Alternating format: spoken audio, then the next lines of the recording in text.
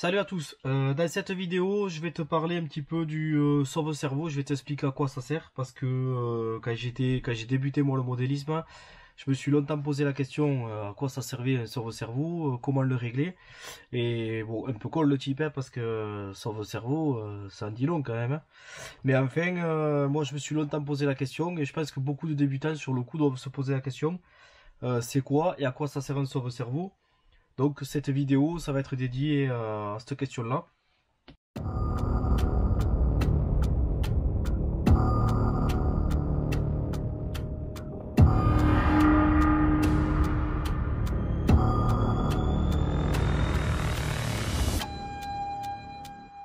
Donc en fait, moi je connais deux styles de sauve-cerveau.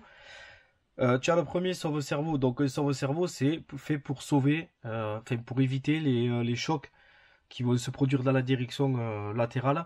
C'est pour éviter en fait que ces chocs soient retransmis directement dans le cerveau, parce qu'il faut savoir que dans le cerveau, c'est tout petit, c'est des petits engrenages en alu ou en laiton ou plastique.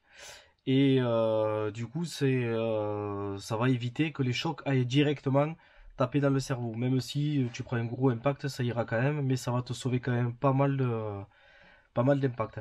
En fait, tu vois, un sauve-cerveau, tu peux l'avoir situé directement sur le palonnier, enfin à la place du palonnier. Donc le palonnier, c'est cette partie-là. Donc tu vois là le palonnier, le sauve-cerveau, c'est cette partie ronde que tu vois avec des petits ressorts sur le côté. Voilà. Ou alors tu peux avoir les sauve-cerveaux, on va dire direct mécanique, on va dire. C'est pas ça le nom, mais je pense que voilà, qui sont directement intégrés. Alors là, pour le faire voir, ça va pas être facile. Qui sont directement intégrés sur les tours de direction. Donc là, faut te dire que de chaque côté de ces deux bras, en fait, tu as les fusées. Donc au bout, tu as les roues. Ici, tu vois là, tac. Et si jamais, par exemple, tu prends un impact, si la roue prend un impact ou si tu fais un tonneau ou quoi, et qu'il y a des chocs, en fait, si tu veux, le sauve-cerveau, lui, je vais essayer de te le montrer à la caméra, mais au moment de l'impact, en fait, tu vois, il va s'ouvrir. Je sais pas comment on peut dire. Il va tourner sur lui-même. Je sais pas si on le voit bien là à la caméra. Hop, tu vois. Au moment de l'impact, en fait, tac. Il va faire ce mouvement là. Ce qui va éviter, en fait, c'est lui qui va absorber, en fait, si tu veux, le choc. Tac. Et au moins, le cerveau, lui, il aura pas l'impact. Donc, c'est comme ça, en fait, que tu préserves un petit peu la direction. Donc, un sauve-cerveau, si c'est un sauve-cerveau comme ça c'est souvent sur les buggy. T'as cette molette là, en aluminium qui permet de le régler. Donc, plus tu vas le serrer, moins ton sauve-cerveau il va avoir tendance à s'ouvrir. Mais par contre, tu vas envoyer des impacts beaucoup plus sur le cerveau. Donc ton cerveau il va ramasser un peu plus.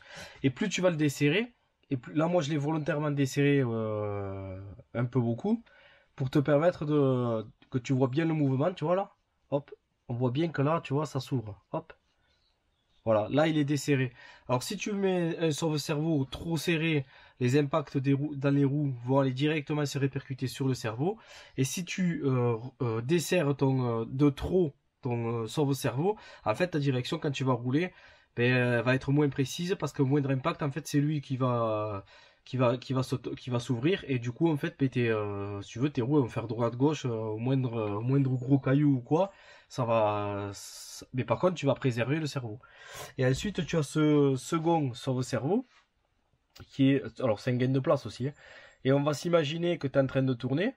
Donc, hop, tu vois là, tu t'en vas sur le côté, là, tu demandes à ton cerveau de tourner. Et en fait, à un moment donné, tu vas prendre un impact, mais ton cerveau, lui, il est déjà en train de tourner. Donc, qu'est-ce qui va se passer? C'est pareil, si tu peux le régler. Et donc, si il y a un impact, hop, tu vois, là, on entend le moteur tourner. Là, il s'arrête. On va dire que là, tu es, en butée de direction. Mais si jamais il y a un impact qui demande au cerveau d'aller plus loin, ben en fait, il va décranter, tu vois, tac. Et ça va te permettre, ce mouvement-là, c'est le même mouvement qu'on a vu sur cette pièce-là, sauf que c'est intégré ici, et c'est lui qui va, au lieu que le cerveau prenne un impact, mais hop, tu vois, il va s'ouvrir avec les ressorts, et ça va t'éviter pareil d'aller endommager le cerveau. Alors, lesquels sont les mieux? Ben, ça dépend des véhicules que tu vas utiliser. Alors moi, ça c'est à la base, c'est sur un crawler. Alors sur les crawlers, souvent on les enlève. mais ça dépend en fait la conception de la voiture. Soit ça peut être, tu vois, ça vient de nos buggy, soit c'est très souvent comme ça, directement sur le, moi j'appelle ça le pilier, tu vois, c'est souvent monté comme ça. Mais j'ai aussi des RC qui sont montés comme ça, où tu l'as directement intégré. Après, tu peux, si jamais tu n'en as pas sur ta voiture, tu peux installer juste le palonnier. Moi j'appelle ça un palonnier sauve-cerveau. Tu vois, ça peut s'installer à part. S'il n'y en a pas sur ta voiture, ce qui est rare, mais ça peut arriver. Tu peux toujours en rajouter. Ou tu peux les enlever si tu veux. Si tu es quelqu'un de confiant, ou que tu as des ronds, ou que casser un cerveau de temps en temps, ça ne te dérange pas. Ou sur les crawlers, tu peux ne pas mettre de sauve-cerveau. Donc voilà pour le petit tuto sauve-cerveau.